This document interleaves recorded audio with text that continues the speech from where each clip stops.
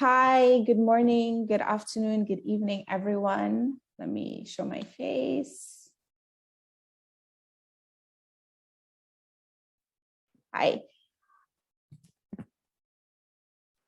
We would like to welcome and thank you all for your participation in today's webinar. My name is Ariel Aberdeen. I am an intern with the United Nations Environmental Program, specifically with the Conflicts and Disasters and Conflicts branch. And I will be one half of the moderating team, and I'll be joined by my other colleagues, including Mateos Ferreira, Aika, and Abhijit, who will also be assisting me.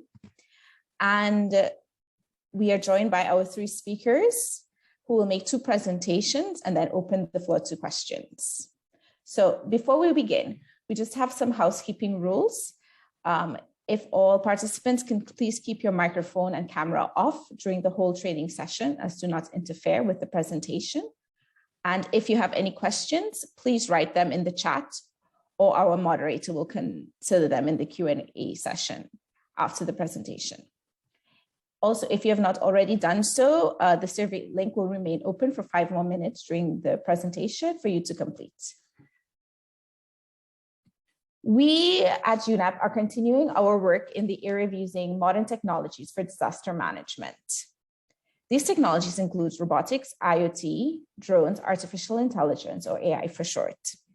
Today's webinar is the latest in the series where in the previous editions, we looked at the practical and technical application of these various technologies to disaster management. These webinars, like the one from today, are uploaded on the UNEP YouTube channel for your viewing. A link to them will be sent and placed in the chat and in the follow-up email after the event. Today, we are focusing specifically on the key legal and ethical challenges of AI in disaster management. Modern technology such as AI is revolutionizing all aspects of our society. Critically, it is important that in developing and implementing these technologies, we must understand their challenges and risks. Today, the building block of AI is data, and the availability and quantity of data, along with the advancements in computing power, have allowed the rapid growth in AI technology. This data and the ensuing algorithms create risks and challenges, such as in data governance. In this webinar, we will be joined by experts in this field who will provide a theoretical and practical guide on these challenges. Our speakers for today are Dr. Miren Gutierrez, who holds a PhD in communication and is a researcher at the University of Duesto in Spain. She is also a research associate at the ODI Institute, where she's generating scientific reports based on big data and algorithms. She's also a lecturer in the degree programs in communications, international relations and law, and the Erasmus Mundus postgraduate program in international humanitarian action, and the PhD program in communication for human development at the University of Duesto. Today, she is presenting alongside her colleague at ODI, John Bryant, who is also a researcher with the Humanitarian Policy Group at ODI. His areas of work have covered a range of global humanitarian issues, including the politics of aid sector reform, improving accountability to the affected people, and most recently, the impacts of biometrics, digital mapping, social media, and other technologies on inclusive humanitarian responses. Lastly, we have the pleasure of Dr. Jonathan Natal, who will be giving the final presentation. Dr. Natal is a senior consultant and researcher at Deltares in the Netherlands. Deltares is an independent institute for applied research in the field of water and subsurface. He specializes in innovation and advanced technologies in the fields of data science, AI, and machine learning. His current research includes the ethics, transparency, and acceptance of new technologies. Recently, he was part of the Working Group for Responsible AI for Disaster Risk Management in collaboration with the Global Facility of Disaster Risk Reduction and Recovery and the World Bank, which culminated in a report. You'll be presenting the key findings of this report at today's session. I would now like to pass the floor to our first presenters, Dr. Gutierrez and Mr. Bryant. Thank you.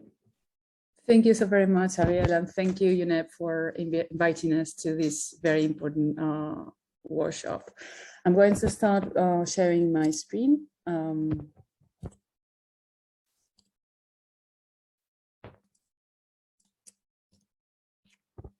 And do let me know if you can see the presentation. which is called The Fading Gloss of Data Science.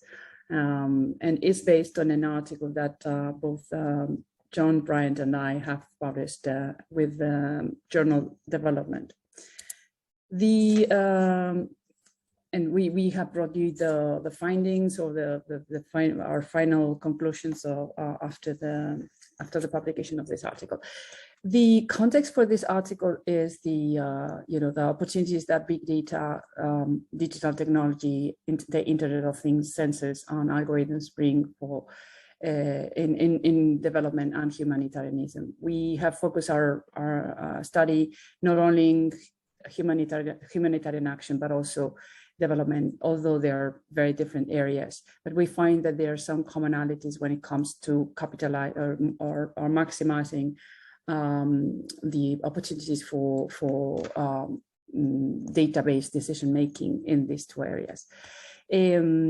So as we speak, we know that international agencies are trying to leverage big data to unlock the value for evidence-based decision making, both in development and humanitarian action.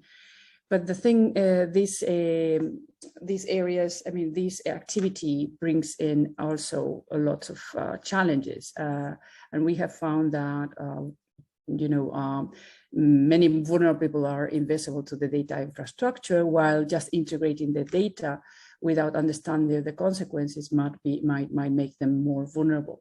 So what we have brought you is a summary of our conclusions that is distributed in four main areas of concern. The first two areas of concern include the kinds of things that you can find in data sets. What happens when you don't include the right people in your data set, or what happens when you single out people in your data sets. So it's mostly based on looks at the challenge of representation, I would say. And the other two areas have to do with processes. I think that we will hear more about this later in the second presentation, for example, on algorithmic biases and things like that. We are going to focus on the processes of the challenges that come in when you are mining and integrating data sets and the standards and protocols that are involved in these processes. And also, finally, we are going to talk about the need for new narratives in both development and humanitarian action. So let me start with the first one of the first challenge, which is the idea that millions of people are completely invisible to the data infrastructure because they don't live in urban areas. And they don't own smartphones, they don't control bank accounts, they don't fly internationally, etc. And they simply live in the shadow of the data infrastructure shadow. And that has been identified as a big problem when you are dealing with vulnerable people, both in development and humanitarian action. Just basing your decision-making in, for example, smartphone data for mobility estimate is not going to work if these data sets leave out so many people. The same happens with when you base your research on hashtag data, for example, which implies that only people who have access to mobile phones or these kind of technologies are taken into account. So this is a big problem, and that leads us to include these questions, integrate these questions into anything that you do. Which people are excluded, which places are less visible, and what happens if you live outside big data sets. Especially relevant for when you have technology gaps. For example, when you deal with women and men, as women mobile ownership, phone ownership is much lower than that of men. this is there are areas in development and that are specifically vulnerable to this. For example, climate action data, which is we have seen lots of gaps in this kind of data. It's very difficult to gather. We understand the challenges, but this kind of data gaps can result into models that are insufficient or not very helpful. The COVID-19 pandemic has also exposed these kinds of gaps, not only when you compare countries, but also within countries. We have seen that these technology gaps. COVID-19 has exposed these digital gaps. We have seen children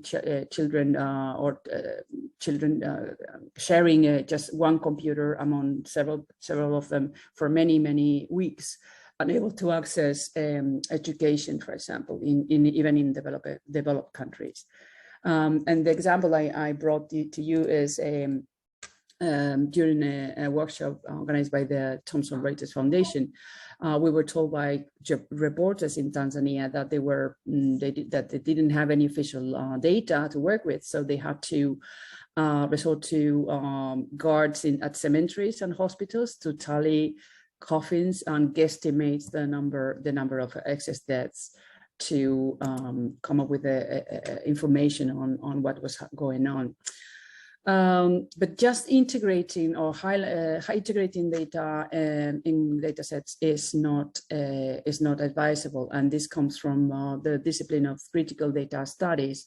Critical data studies scholars like such as Sarah Brahman, Tufekci, Van Dijk have described how the data infrastructure can be employed to profile people and discriminate against them. And we have the example of, for example, Facebook data being employed to discriminate against Rohingya in Myanmar. So when people are singled out in data sets, we have these kinds of problems. We have found these kinds of problems in many case studies.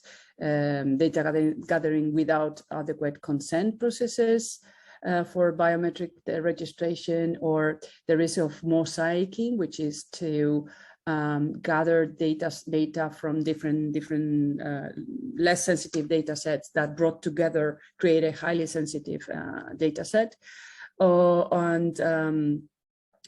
Also the risk of making visible people that are vulnerable when fleeing conflict, etc. So these are three areas where we have seen there's reason for concern there. Also, I think we are going to hear about this algorithmic biases later, but algorithmic bias can lead to discriminatory practices as well. So one example in the Netherlands was an algorithmic system that was discriminated against poor families or families getting aid from the government, and it was that led to the huge scandal, and the Dutch government had to resign about this scandal. So we have been alerted by the UN, special rapporteur on human rights and extreme poverty, that human rights might be inexorably moving towards a digital welfare, which is not, welfare system controlled by algorithms that might be biased and resulting in biased decision making. So when people are singled out in data sets, it's difficult to understand how this happens, because we have black boxes.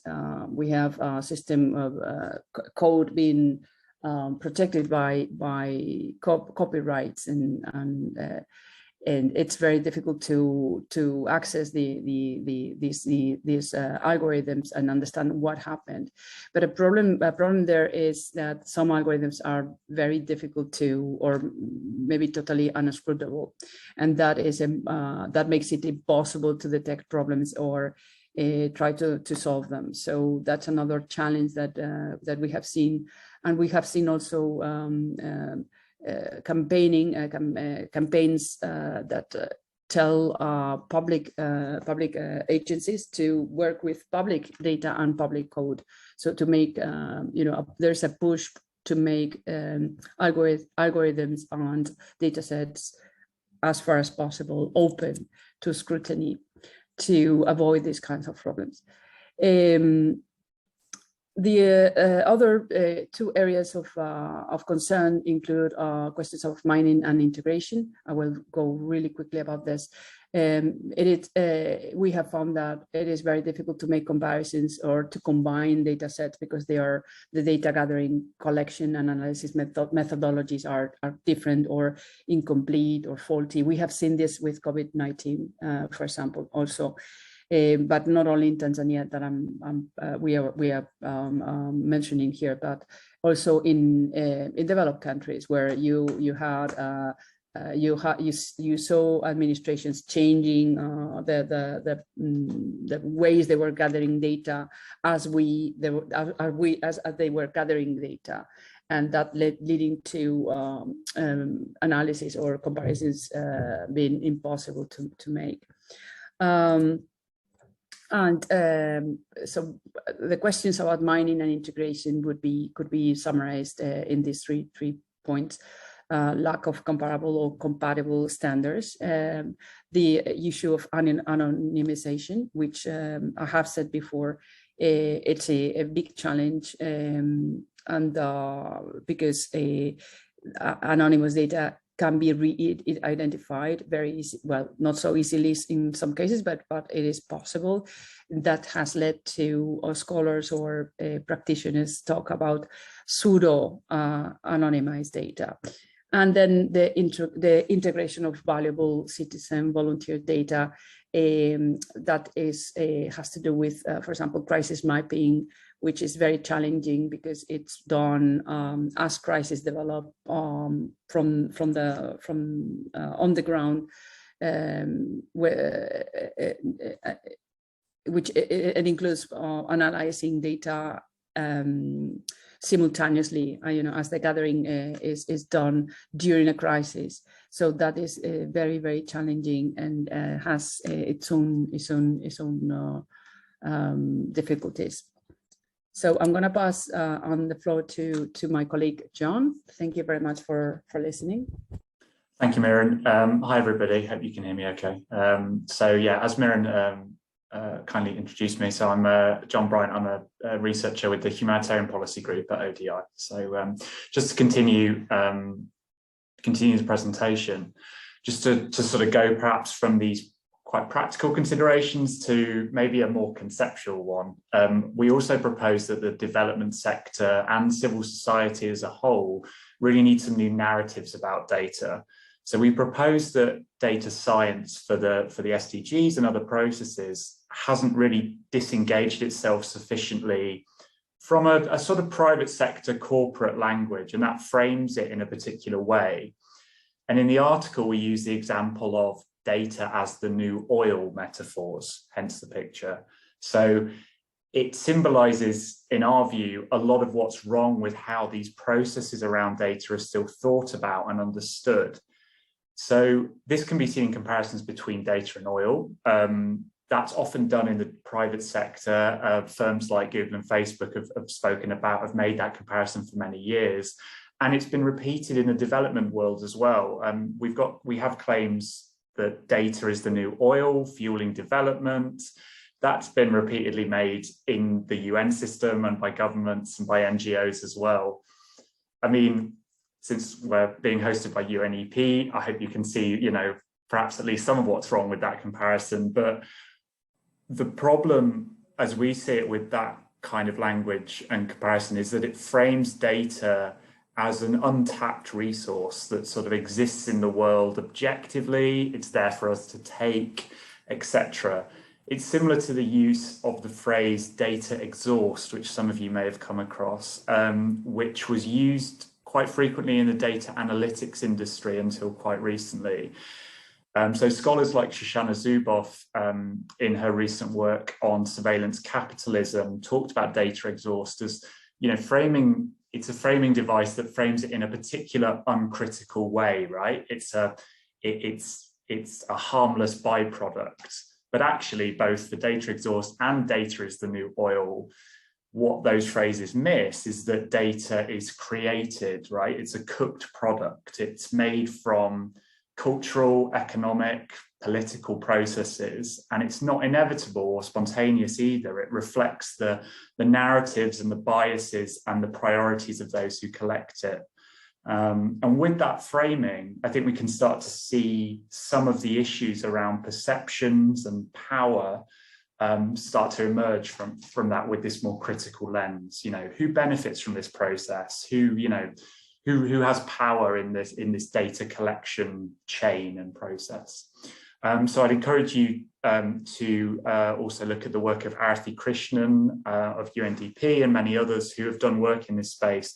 They've talked about what they call a decolonized approach to data and data responsibility, right? One that acknowledges that there are also different value systems and ideas of fairness and rights beyond perhaps what a more Western dominated one that's still quite dominant in the digital space. And we propose in the paper that the development sector and the humanitarian sector could learn from activists, organizations that are appropriating this sort of data infrastructure in a more bottom-up way, providing an alternative narrative to sort of, to mobilize people and create positive change.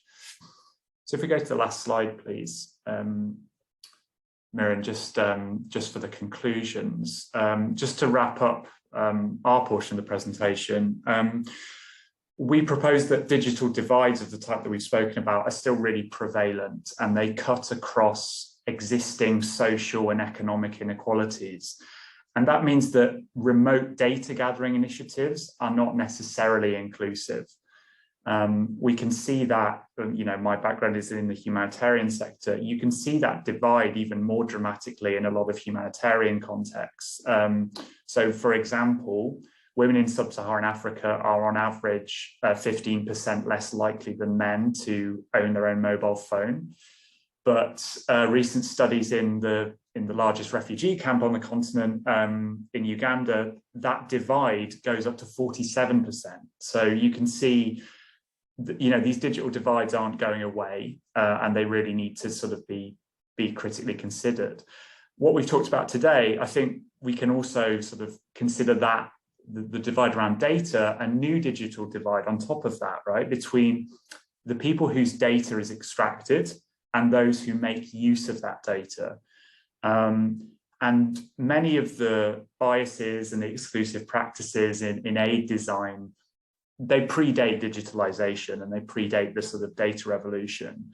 But I think it's potentially those risks and those divides are made potentially even worse by a lot of digital processes that are entirely remote and quite distant from affected people. So I think assumptions around such platforms and such tools and such processes being really purely objective and purely technical, I think we really need to critically consider that. And it matters because overwhelmingly the most marginalized people are faced with the biggest risks in this system, with the risks of technological failures and exclusivity. And in systems where there may not be proper informed consent or meaningful ways for aid users or others to feed back on the services they've received, I think what we risk is what has been called a techno-colonial pattern of behavior, of resource extraction. And that's obviously to be avoided. And it's avoided, I think, through instances of where digital's combined with successful, human elements and human relationships. So existing community networks and networks of trust and proximity between people delivering on these technical tools and those they work with, and local translation as well. And I think humanitarian workers and those working in the development sector as well need to really expand access to and control of a lot more data to affected people themselves. And I think that's one of the key takeaways of the paper and this presentation.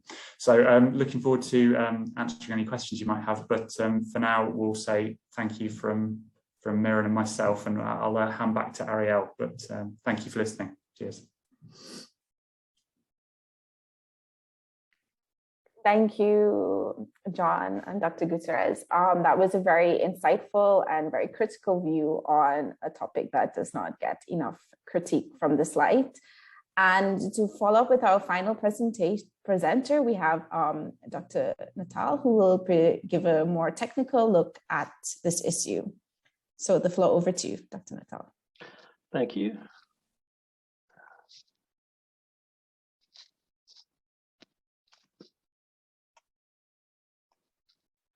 Okay, I hope you can see my screen.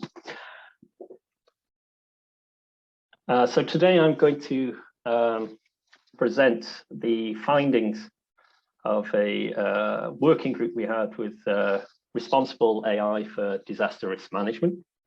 This was the culmination of the fact that more people were doing AI in the disaster risk management field, and we felt that, or my colleagues felt that it was kind of needed some guidance, and particularly for a practitioner's point of view, because there is a divide between the people who make these decisions and those who design and build these systems.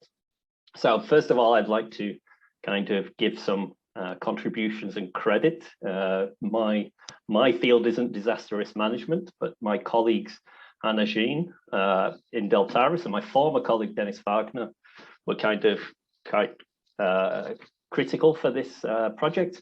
And Robert Soden from the University of Toronto, I think he was always there, but he coordinated this very well. So those guys are the ones who really drove this home. So I just wanted to give them credit whilst I was here. So what did we do? We were a working group, Deltaris, Global Facilities for Disaster Reduction and Recovery, and the World Bank, plus many more people were involved in this project, predominantly from the practitioners field. So people from OpenStreetMaps were involved, and other organizations that dealt with the technologies. And we started to look at how AI impacts disaster risk management from multiple angles. And today I'm going to go through the findings of the summary of the findings in 10 minutes. So I will start with like machine learning, AI for disaster risk management, the potential. I think from our working group, we saw that there was large potential there in all areas: preparedness, response, recovery, mitigation of disaster in the disaster risk management field. However, it was important that these tools and techniques were used responsibly due to the actual cost, the actual impact, societal impact of the questions involved. For instance, myself and my colleagues here at Deltaris traditionally come from an engineering, mathematical, scientific background. And so we're quite a distance away from the actual societal impact. Although these days we're trying to keep the ethical societal impacts in mind, it's important that we remain focused actually on the end goals. People aren't just numbers, they aren't just values, and we have to go further with that. So one of the areas, and this is an area I specialize in, is bias in machine learning systems. And firstly, I have to say that all models are biased going forward. Not only machine learning models, but the models of the past are also biased by the prejudices and the knowledge of the people who designed them. However, the difference was that they weren't black boxes, and we as scientists could disagree with the underlying equations and could disagree and debate how to make them better, how they can evolve. But that's far more difficult with these now black boxes we just discussed. But with these biases, we've got to say we are all humans. And humans all have different viewpoints, different cultures, educations, and goals. We are all biased in some way, shape, or form. And the more we manipulate the raw data that we have, in fact, before we even manipulate the raw data, we're already selecting which parts of the raw data we collect. We're adding bias to our data sets. And those biases then are extrapolated, and those are what train our black boxes. So I just want to look a little bit at the data biases that could potentially end up in your systems. There's the cognitive biases. We all have them, and they are kind of, well, we all have them in business scenarios. But in the data science field, there is a specific set that we tend to look at. The measurement bias, as I've just said, is when we're already designing our data collection, our experiment, as it were, and we are fruit picking the bits of data we want. We're already starting to put bias into our system. But I just want to briefly explain a couple of these biases so you can understand how simple and how easily those biases can creep into your data sets and how they can creep into these black boxes very easily without realizing it. So confirmation bias. As scientists, we're all under a great deal of pressure to be successful. And for our hypotheses, our projects that we get lots of money to do, to be successful. And then we have a carefully crafted hypothesis. And oh, look at this. Most of my data fits my hypothesis, but there's this outlier. Is it an outlier, or is it just an inconvenient truth to us as a scientist? And how do we deal with that? So confirmation bias is where we kind of ignore the outlier and just look at the things that fit our nice linear lines and our curves.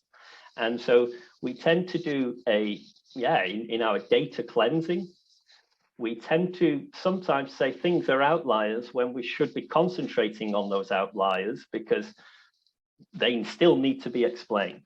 And that's one of the problems we have here. And one of the reasons for these sort of problems is that within teams, we're often focused on the goal of the project. We lack diversity and peer groups within our own teams to be able to discuss those outliers, to say, no, you can't just take them out, etc. Then we have selection bias. And this is essentially where you say, okay, I come from I don't come from the Netherlands, but I live in the Netherlands. But the GIF here is going through all the different variations of what the Netherlands used to be and is, and etc. But it would be the equivalent of taking data from the Netherlands and then saying, okay, it's representative of Belgium. Two very fiercely different countries who try to have their own identities. But it's basically, you make a selection of your data, but then try to extrapolate it to other areas of science and other areas for the same purpose. And this is basically selection bias. You're saying, okay, these people are representative of the whole world or the whole region, and they're not. They are representative of the Netherlands or Belgium, and you can't extrapolate data. It's dangerous to extrapolate data. And so we've got to be aware of our selection biases when we do these things, particularly in our experimental design. A classic case of this is newspaper opinion polls. People who read newspapers have a particular viewpoint of the world when they read that newspaper. And so the opinion polls will always reflect the opinions of their readers. They rarely reflect a broad spectrum of everyone. And so therefore, it's very critical that you, when at the selection process of your data, that you understand this. Availability bias. Now, this is a huge one for scientists. We don't have all the available data, and it's very easy for us to say, okay, we have this data. We will do all our work on this little tiny bit of reality. And because it's available and it's either cost effective or this is the only design we could do. But then what we do is we extrapolate from it again. And this is like an unconscious bias that we all have. For instance, when there has been a plane crash, then people take the train more. And that's because the information that is available to you instantly, it's in your mind's eye and is close, is kind of the world to you. And you forget that there's more world available, there's a bigger world around the actual world, but you're focused on this available sphere of news or what you can readily get. So this is another area you should be aware of when collecting data. Survivor bias. Now, in the disaster risk management field, this is quite an important one. At the end of the day, you take the viewpoints of the people who survived the disaster or did something to survive during the event. And this means that you don't, well, it's impossible, obviously, to get the viewpoint of the other people. However, your data set is already biased towards those who the outcome was good for, or managed to, managed to, in other ways, managed to fill in a questionnaire. You know, some people just give up, this questionnaire is too long. And so the actual survivor is the person who fills in the whole questionnaire, for instance. Another issue we heard is Google only ever asks you whether during a Google Maps route, they only ask you whether the journey was good when you get to your destination. It doesn't ask you when you've been stuck and you've given up and gone back home. And so there's these kind of issues with survivor bias that you need to be aware of. And this is a typical picture from that's shown here. In World War II, planes returned home, bomber planes returned home with bullet holes in these areas. And the Air Force wanted to reinforce where those bullet holes was. And I believe a famous, I'm not sure which country he was from, scientists said, well, actually, these are the ones that returned home. So you want to reinforce the areas that have not been hit, not the areas that were, because they survived. Recall bias is another one in the disaster risk management area, because over time, people's recollections change and they become collective. People talk to each other, their opinions start to merge together, their recollections become slightly merged together into one community thought. And so therefore what you see is that when people have been asked about a tragic event minutes afterwards, they have very different recollections than weeks afterwards, after they've read the news, after they've read other people's opinions, after they've talked to the community. Their own memory is changing over time. So this is another area you have to think about. And of course, demographic bias, we heard in the previous talk that actually you have to look at the underlying biases for demographic bias. For instance, mobile phone data differs between the Western world and the developing world. It differs between in cultures. It differs in it differs between men and women. It differs greatly. For instance, what we must do is not just look at it of saying, well, we didn't ask only men. But you have to check that by the choices you make, you're not accidentally only asking men. And so it's very critical that we look at the demographics, we scratch the surface and try to see what biases we've included without knowing from this point of view. And so during our work, and if you read the report we've produced, we have put several examples to try and help you understand how it could impact. And I've just included one here, for instance, assessing earthquake impacts with satellite data. Seems quite a logical thing to do. However, the satellite data is readily available for the capital city of a country or an area. That's where it's stored, that's where it's most recorded. And so they've taken it for the capital city of an area, trained some system to try and look for the rest of the country.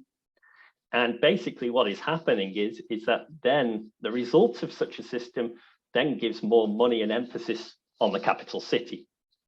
So this is the availability bias, if it's an availability issue, which in this case it was, but it could also be a selection bias if it was a choice on where you were to take it.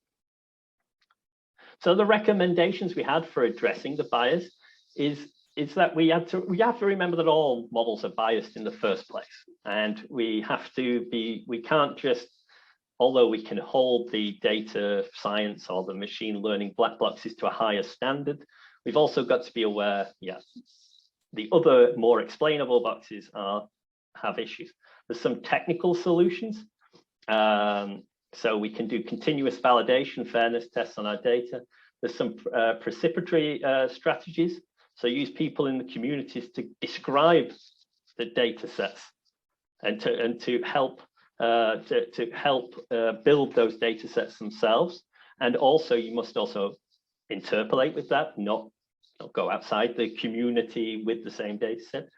Diversify the project team, as I said earlier, and provide users with information they need to evaluate the results properly. So, i.e., tell them what was in the data set so that they can identify the biases. So it's a bit more explainable. Very quickly, I'll try to go through the other few points. Privacy and security is obviously a big issue. What we saw is the biggest threat is the data collection itself. Is that there is tendency for us as scientists to want as much data as possible. It's an expensive process collecting data. And so therefore, if we're going to collect it, collect as much as humanly can, bring it all in. And that in itself has unintended consequences. Again, we have an example here of satellite imagery. If we decided to try and anonymize a picture in a conflict zone of flooding, an inundation model of flooding. These are imaginary examples. And you present it as an anonymized with no locations on it picture that these areas can be flooded. However, it's in a conflict zone and it's easy to identify where that location is. And inadvertently, you've provided some flood information, and if this dam was to be breached, this is what would happen in a conflict region.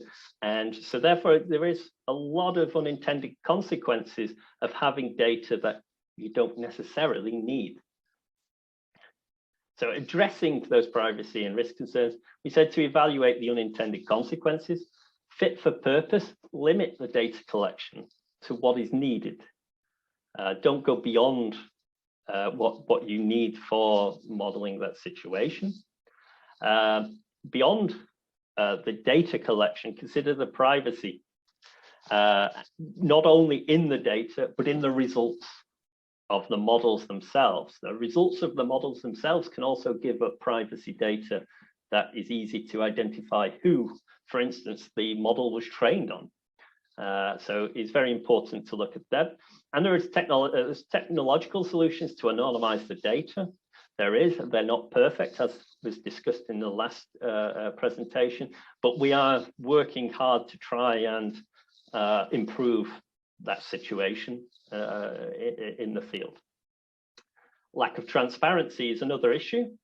Black boxes, as we discussed before, and we're working on explainable AI as scientists, and there's 4 areas we would like to work on, and that's sanity checks within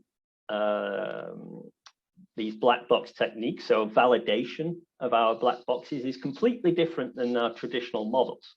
So in our traditional models, we can say, no, the physics don't work in that model, or no, that's not what happens in a flood. But with these black boxes, it is input, wait for the output over several days or weeks, And then we have a very simple sanity checks often at the very end of them, and it's very difficult to do that.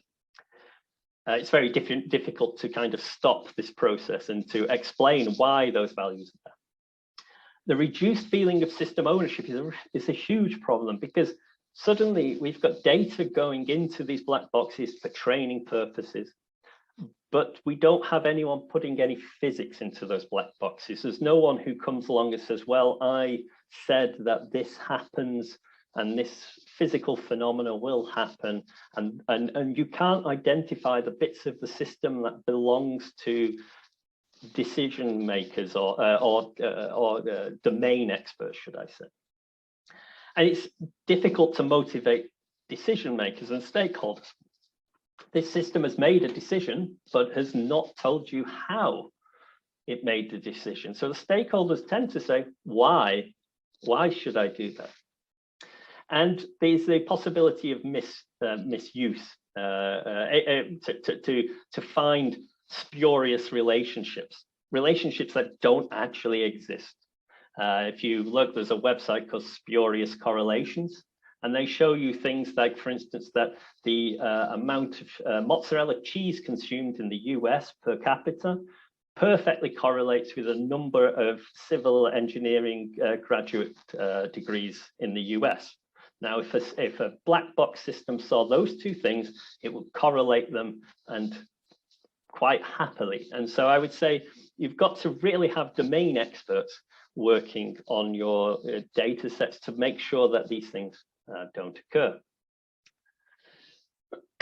An example of a problem that could happen is that Alpha Town is wants to build a dike to help them protect themselves from flooding. Alpha Town has one model, and Beta Town, which will be affected by this new dike, is also built a model. And because both models are black boxes and they can't explain them to each other, Beta Town blocks the building of this vitally needed dike because they couldn't come to any consensus, because their models aren't explainable to each other. So the recommendations is simply looking for the sanity checks, looking at the relationships between variables and how they contribute to the machine learning system. So i.e., look and see if variables are contributing and whether they make sense. Interactive tools work very well so that your stakeholders can interact with your model and play a little bit. A really huge important one is that in the decision-making process itself, there should be avenues of appeal and recourse and remedy and redress against the decisions made if they're solely made on AI. And I say they should not be made solely on machine learning. There's too much automation and relying on these black boxes. There still has to be, in my opinion, in particular areas, there has to be some sort of, it is a tool, but there's lots of other tools that need to be brought together to make a decision. And that leaves us with the last point. In situations where trust is really important, you should consider alternative approaches, because it is the trust and the transparency may be more critical than the actual precise value or precise decision. Thank you, Dr. Natal. Can I just quickly say the height? Yes. The height yes, sure. basically creates a problem for us, basically because everyone has expectations that these models are brilliant and amazing, and we need to control that a little bit. We need to, expectation management needs to be placed on this, echoing what John said in the previous, data is the new oil, gold is a very bad statement. It is a statement that suggests that we can do anything with it, and to be fair, yeah, certain things we can do, but certain things we can't do. So yeah, I will leave it there. Thank you very much, Dr. Natal. That was a really great presentation, and we have a lot of questions, and I will be joined by my colleague Mateus, who will be putting the questions to the presenters. Mateus. Hello, everyone. We have a few questions. We got a few questions here in the chat, privately and also publicly. I will begin with a question for Dr. Natal. You have explained very clearly biases in the data. Do you think that there might be biases in algorithms as well? And if you can give us a few examples. I can't particularly talk in the disaster risk management field, but certainly there is biases in general when we develop algorithms. It's just, as I said before, whereas the biases are hidden behind black boxes in machine learning and data science and in the data, in science in general, when we develop an algorithm, there is essentially it's your knowledge going in there, and of course you can have the exact same biases within those knowledge within those kind of traditional approaches to things. And I would say that the kind of more clearer kind of human biases in algorithms are kind of clearer for us to see and don't necessarily, and that's why there's very few examples of them, because they are kind of over time and peer review process, they come out.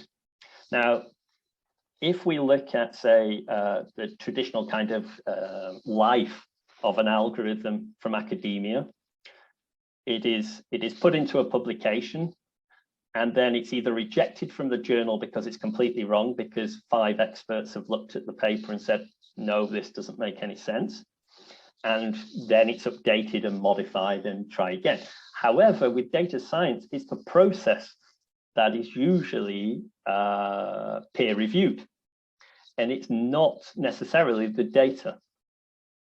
So the data isn't a part of the peer review process for these algorithms.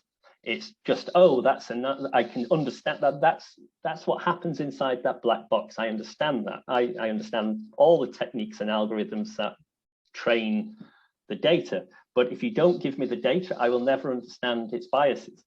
And they are not peer reviewed. And so that's why there is a lot more bias seen in these data science based black boxes, these machine learned black boxes. I'm sorry, I can't think of an actual famous example of algorithmic bias off the top of my head. No, sorry. It's okay. Thank you very much. We just got a really interesting question also in the topic of biases. And this is a question that I think all of the speakers today, all of the presenters could answer. Jose Diaz Rodriguez is asking, since bias is an intrinsic aspect of human nature, how to implement efficient technological and scientific methods while preserving a humanistic approach to data?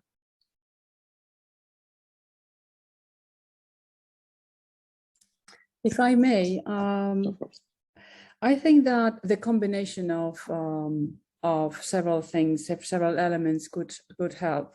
Another participant was asking about, well, what happens when you have unreliable data? So some sort of unreliable data from due to psychological damage that, for example, victims, traumatized victims have. Well, I've seen projects where the combination of several data sources can overcome and combine these different data sets. For example, using satellite data, another promising source of data, which is the open source intelligence, which I think is very, very promising.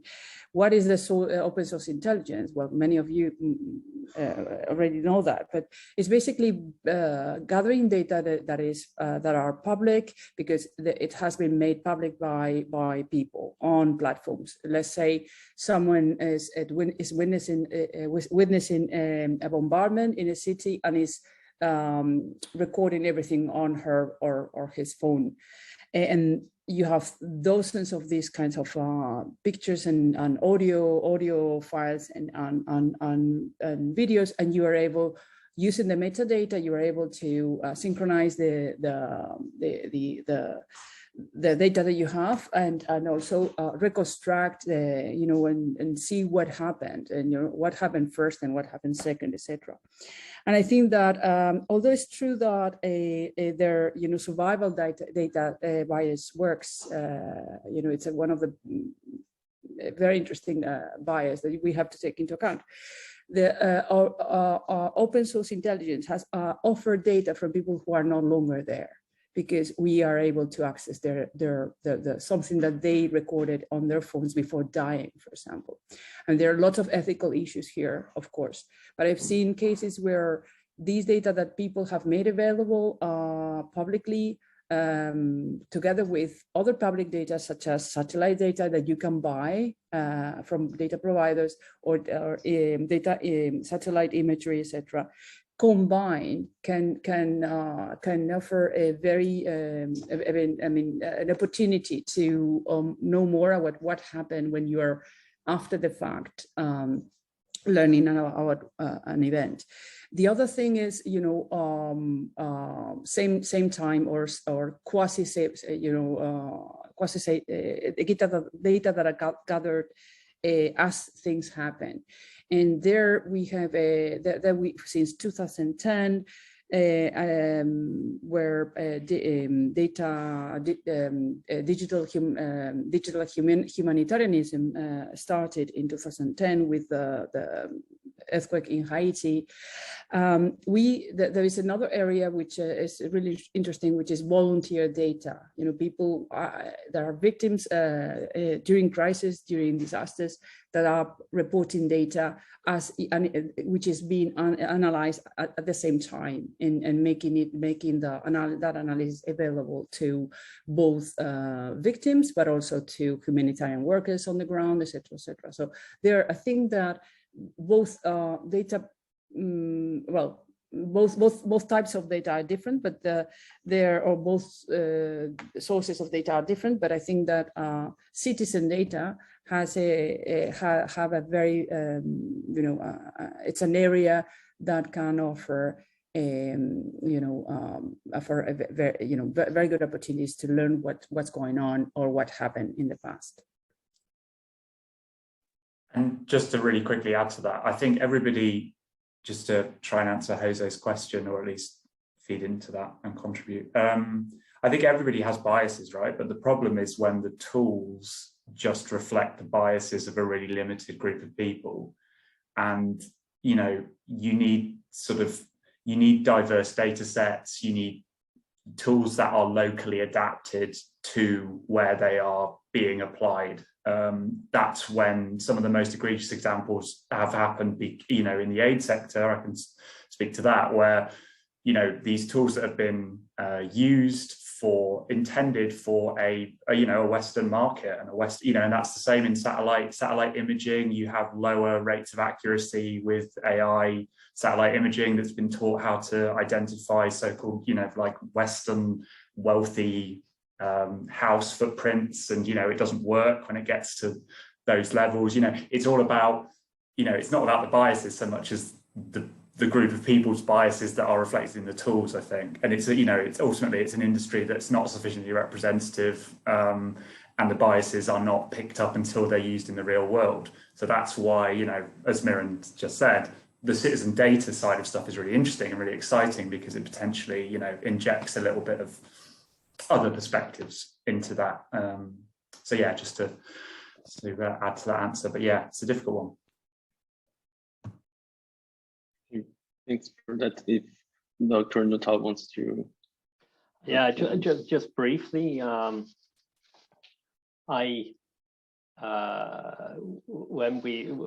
want to echo the problem is predominantly, as John just put it, is that it's actually when the tool itself echoes those biases and those problems, where it is. What I find, and I agree with John that it's got to be more local. The actual data collection, the data set, the tool, training, etc., has got to be more localized and less generalized towards things. But also, I think the results of the system and a lot of these things, we've got to look at them more objectively, but we've also got to kind of, sometimes there's inconvenient truths within the actual results of these systems. And there's a classic case of there is a natural language processing machine learning tool that learned the relationships between words. And so I think it was trained on the Google News feed. And it was trained, the problem that occurred with it is that it, well, to some people it's a problem, to other people it's a cultural thing, is that it trained that it could learn that he as a king is kind of related to she as a queen, that kind of thing. But it said he is to computer scientist what she is to housewife. Now, this has been trained with the Google News feed for years and years and years worth of news data. However, from a Western point of view, a housewife, a house cleaner, that kind of job is something that is an unacceptable phrase. But we'd ask this computer system essentially to tell us kind of, it may be an inconvenient truth that most housewives, a house kind of, well, wives are obviously women, but cleaners are women, and most computer scientists are men. It's true, but it's inconvenient, and we can't rally against some systems that are actually pointing that out. And I'd just like to say that the biases of the systems themselves can present us with inconvenient truths that we also need to embrace, as well as it may not be a bias, but it may just be the world order, the bias within the world that these systems also highlight. Can I come in, because I feel addressed by this last comment. I think that you are absolutely right. And one of the biases that we are dealing with is historical data biases, right? The drama here is that we are working with historical data. They're working on creating data that is, I'm talking about training data, right, for algorithms. But basically, these algorithms work with historical data, and historical data reflect the society that has been in the past. And the society that has been in the past is not necessarily the society we want. The problem is basing projecting and basing decision making in historical data, which is not exactly where we are heading. And that's where I see this is a big problem. Yes, there are less women in data science, that's a fact, but do we want a society where we have only white men in California making decisions for everybody else on the planet? We don't. So that's another challenge, where we are heading, and whether historical data is good enough for decision making. We have been, there are lots of case studies that point to issues such as, if you're a woman and you are searching for a job, you will be offered a less paid and less important job because of these biases. So I don't think that, yes, you should hide the reality, you shouldn't. But my question is whether you should be basing your decisions on this kind of data.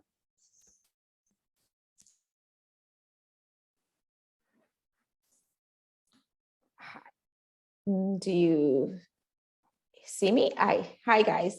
Thank you so much for a really wonderful. I had to jump in because we were already 4 minutes over time, and I see the questions are coming, and I'm sorry that we cannot answer all. This is a hot topic, and it has so much complexity to it. And it's really rare to get such a great team of experts who can really answer your questions. So I would just like to thank you all for attending, and I would like to thank Dr. Gutierrez, Dr. Natal, and John for your presentations, your work in this area, and your participation today. I would also like to thank the rest of the UNEP team, Mateos, Aika, Abhijit, and Paula for helping me in putting on this webinar. And just as a reminder, we will send you a survey for your certificate of attendance. And please feel free to join us for our next workshop, which will be online and in person. So in Kerala, India. So we'll be traveling. We're taking the webinar all over the world now. And we will also make the recordings and the readings available to everyone. So I would really like to thank you for taking your time to come here and join us on this. Thank you.